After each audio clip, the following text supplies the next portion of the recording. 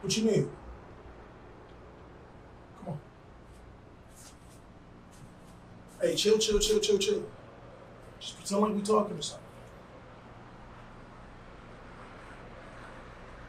You got it? All right.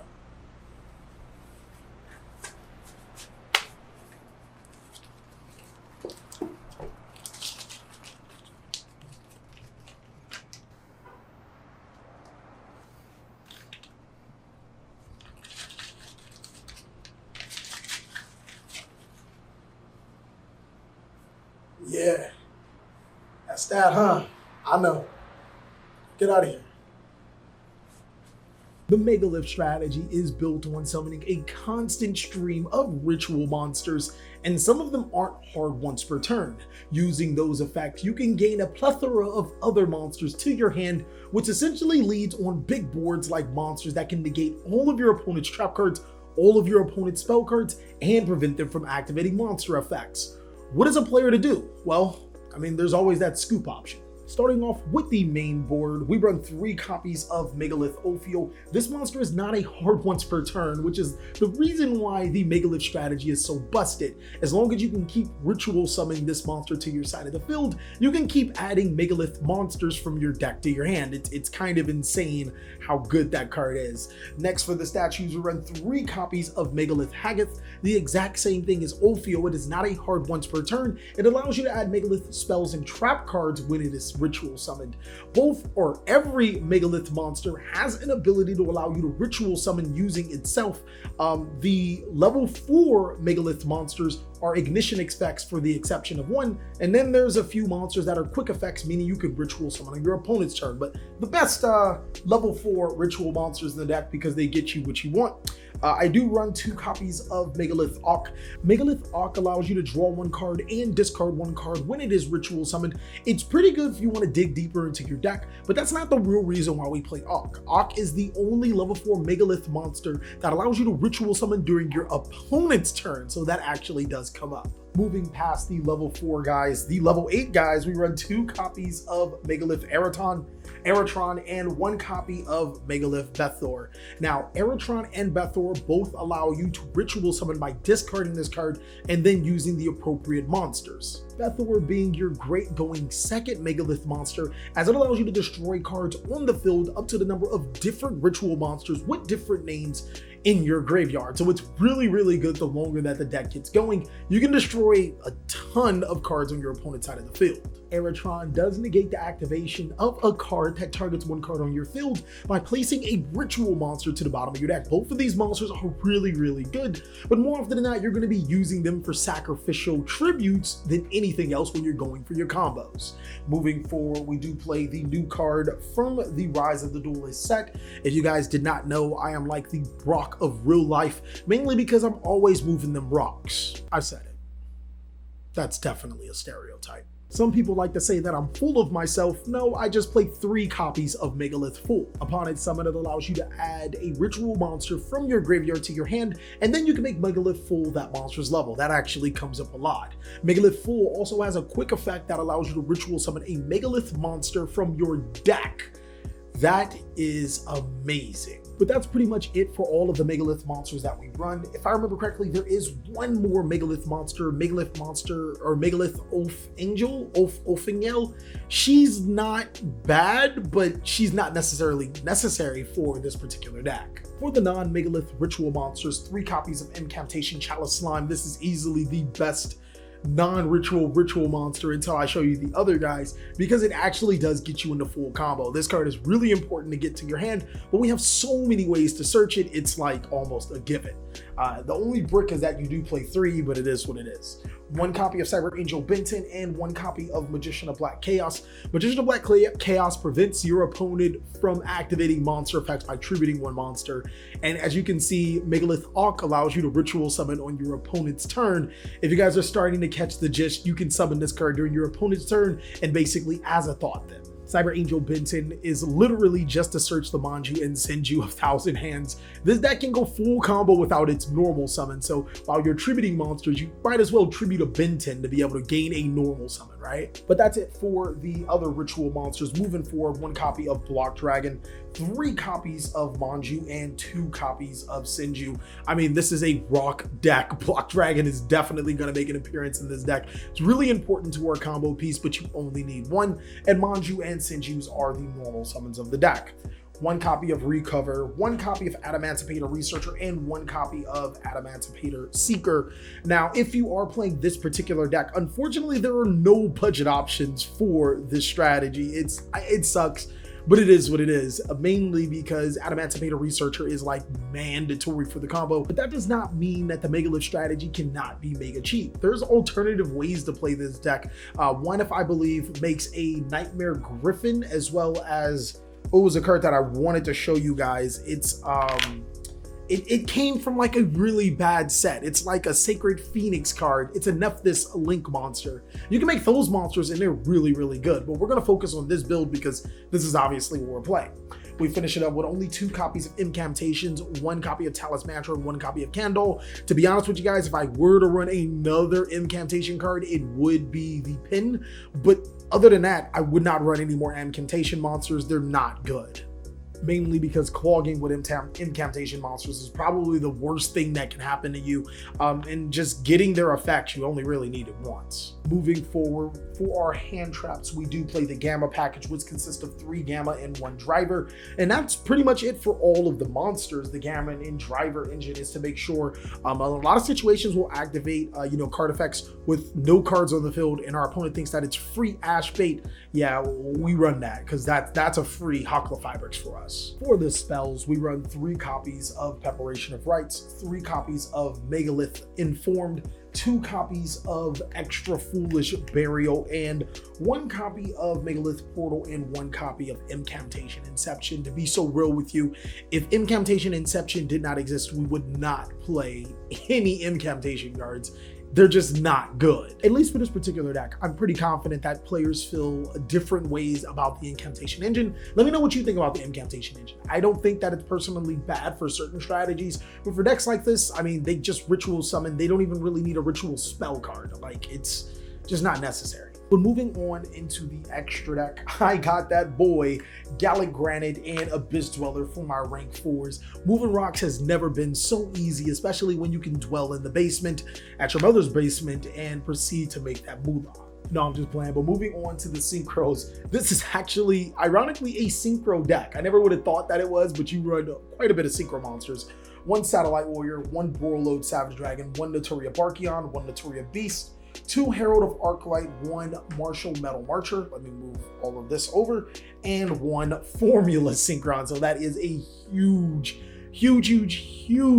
synchro engine. And one thing I do want to point out is Herald of Arclight. Herald of Arclight can not only serve as a negation card, it actually searches as ritual cards when it's into the graveyard. So this deck actually takes full advantage of Herald of Arclight, better than almost any other deck right now that is playing Herald of Arclight. But that is it for the main, or the synchro monsters. For the extra deck, we want 1 copy of Ussa because Ussa is Bay, 1 Union Carrier in case our opponent does stop our Gallic Granite. We can make Union Carrier and then, do Union Carrier things. 1 copy of Hakla Fibrix, 1 copy of Cross Sheep, and 1 copy of Link Cross. But that is it for the entire extra deck and main board. I'm going to show you guys 1 test hand just to show you how powerful that this deck can be. And for the players that want to see more test hands, I'll be including them on my Patreon. Don't worry, ladies and gentlemen, if you can't afford Patreon, they're going to be for everyone to watch. Okay guys, so it's going to be really exciting to show you guys a test hand. And again, for the people that want to see more test hands, I will be including more on my Patreon. It's going to be, again, really exciting to show you guys how powerful the Megalith strategy to be. Hopefully we get a really good hand. So I'm going to open Sinju and Manju. Don't want to open those. I'm going to open Incantation, Chalice Slime, and Ophiel, and a Megalith Unformed. I think I have full combo. Yeah, I actually do. I see it. A really good hand for full combo Megalith is going to include any way to get the Challenge Slime, possibly a Megalith spell card, whether you have your Field Spell or the Unformed, and one of the Megalith monsters. I'll be able to search all of the other ones. So I'm going to go ahead and start off by activating my Incantation Chalice Slime. I'm going to pitch the Sinju of 10,000 Hands, and I'll be able to special summon an Incantation monster. My monster of choice will be Incantation Candle. Candle's effect will activate. That will allow me to get an Incantation Inception from my deck to my hand.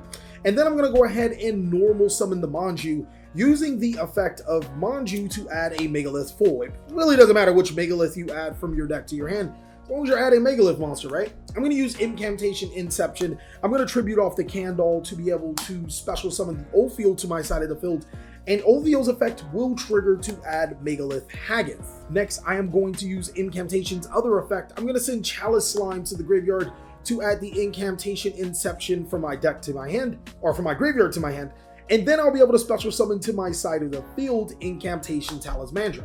Talismandra's effect will activate. It will allow me to add a Megalith monster. This time around, I want to add a high-end monster from my deck to my hand. And now I'm going to use Incantation Inception again, tributing off my Talismandra to be able to ritual summon the Megalith Haggith. Haggith effect will activate. This time around, I want to add a Megalith Portal. And now I want to get 4 monsters. If you get 4 monsters on your side of the field, 4 level 4s, or just 4 monsters in total, you are actually really good with the Megalith strategy. I believe that is full combo, just straight up full combo. I'm going to use the effect of my Megalith Ophiel to be able to special summon or ritual summon my Megalith Fool. Fool will get my Ophiel back from my deck to my hand, and then I'll use Fool's effect. We'll tribute off the Bethor to be able to ritual summon from our deck. Another Megalith Ophiel will hit our side of the field. Using its effect, I will get an Aeratron from my deck to my hand. Now that I have 4 level 4 monsters on the field, yes, this Megalith Fool is level 4. I'm going to go ahead and use it for an Exceed summon into a Gallant Granite, detaching any material from the card. You guys should already know what I'm going to get. I'm going to get the Healthy Boy from my deck to my hand. That's going to be a Block Dragon.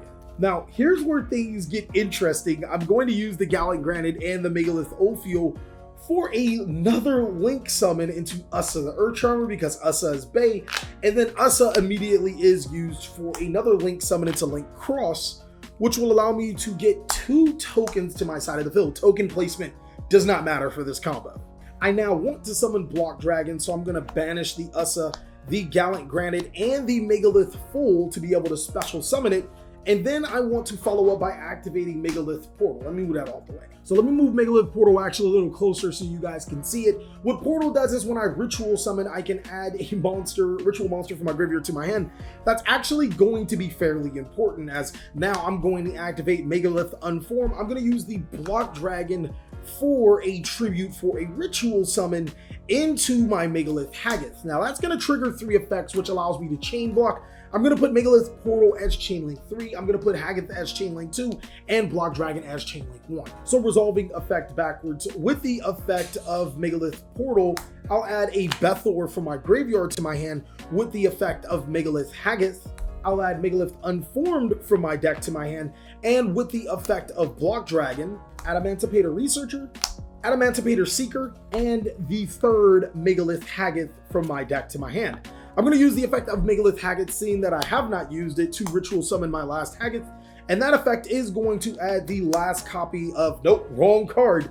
It's going to add the Megalith Unformed from my deck to my hand. So as you guys can see, we are using our Megalith monster effects to provide a constant stream of advantage. Currently, we have 5 monsters on the board with 7 cards in our hand, only starting off with a 5-hand combo, and it's going to get a lot more dangerous. Because I control rock monsters, I will special summon that Adamantipator Researcher to my side of the field, and then I'll immediately use the Adamantipator Researcher and the token for a synchro summon into Metal Martial Marcher. Marcher's effect will special summon Adamantipator Researcher back to my side of the field, and right now we have a pretty good board. I am going to need to make room, so Martial Metal Marcher and the token will be used for a synchro summon into Herald of Arclight. And you guys are probably wondering, why am I making Herald of Arclight? If I activate Megalith Unformed and use monsters from my hand, then I'll be in a pretty bad spot, but I'll explain later. Because I still control Adamantipator Researcher, I will special summon Adamantipator Seeker to my side of the field, and now Link Cross and the Adamantipator Researcher will be used for a synchro or a link summon into Crystalline Hocklefabrics. Hocklefabrics effect will trigger. I will special summon to my side of the field a Recover. And I know you guys are seeing so many awesome combinations, but hear me out. Herald of Arclight is actually a tuner because it was used with Metal Martial Marcher. I'm going to use Herald of Arclight and Megalith Haggith for a synchro summon into Borreload Savage Dragon. Now the effect of Herald and Borreload will activate. Herald or Borreload will attach the Link Cross. Really weak Borreload Savage Dragon, but don't worry, we only need one negation. And Herald of Arclight will activate to add the Magician of Black Chaos Max. From here on out, I'm pretty sure this combo sequence seems rather simple. I'm going to use both the Megalith Haggith and the Recover for another Synchro Summon into Notoria Beast, and then I'm going to finish off by using Megalith Unformed, tributing off the Megalith Bethor to be able to special summon or ritual summon Ophiel. Ophiel's effect will add another Aratron from my deck to my hand, and then we're going to use the Megalith Ophiel in the Synchro for another Seeker for another Synchro summon into Notoria Barkion. So now I'm going to finish off my turn by obviously putting the Unformed in the graveyard. I'm going to banish Seeker, I'm going to banish a Analyzer, and I'm going to banish a Haggith to be able to special summon Block Dragon to my side of the field, and then I will set the Megalith to Unform. So here is the dealio, ladies and gentlemen. This is why this deck is so powerful against the meta. First, I have a Borreload Savage Dragon with 1 negate. That's not too great, right? But I also have a Notoria Beast that can negate an infinite amount of spell cards, or at least as many spell cards as my opponent has in their hand. I have a Notoria Barkion, which is amazing against certain matchups, such as Subterror, Altergeist, and Eldritch, but the fun has not yet started. I also have the ability to Ritual Summon Magician of Black Chaos on my opponent's turn. I will use the effect of Megalith Unform, which is a quick play spell on my opponent's turn. I'll tribute off the Megalith Aratron to be able to Ritual Summon Megalith Auk to my side of the field. Megalith Auk can use its effect. Oh, actually, I'll use the effect of Megalith Portal to add Aratron back to my hand, and then Megalith Auk will use its effect to tribute itself and the Ophiel for Magician of Black Chaos Max. Chaos Max will tribute the Block Dragon to prevent my opponent from activating monster effects, and now Block Dragon can add 3 rock monsters, Megalith Fool, new Megalith Fools, and the last Megalith Auk from my deck to my hand. I can also use that Borreload Savage Negate, and after I use that Borreload Savage Negate, I can turn Hacklefibrix into a Formula Synchron, draw another card, and Borreload Savage Dragon and the Formula Synchron into a Satellite Warrior, which will give me 1, 2, 3, 4 destructions. And if I actually did this right, I wouldn't have added the Aratron. I should have added the Megalith Bethor, because now I can destroy cards on my opponent's side of the field even more. I have 4 destructions through the Satellite Warrior, Notoria Beast Ultimate Negates, Notoria Barkion Ultimate Negates, and Magician of Black Chaos. My opponent can't play Yu-Gi-Oh!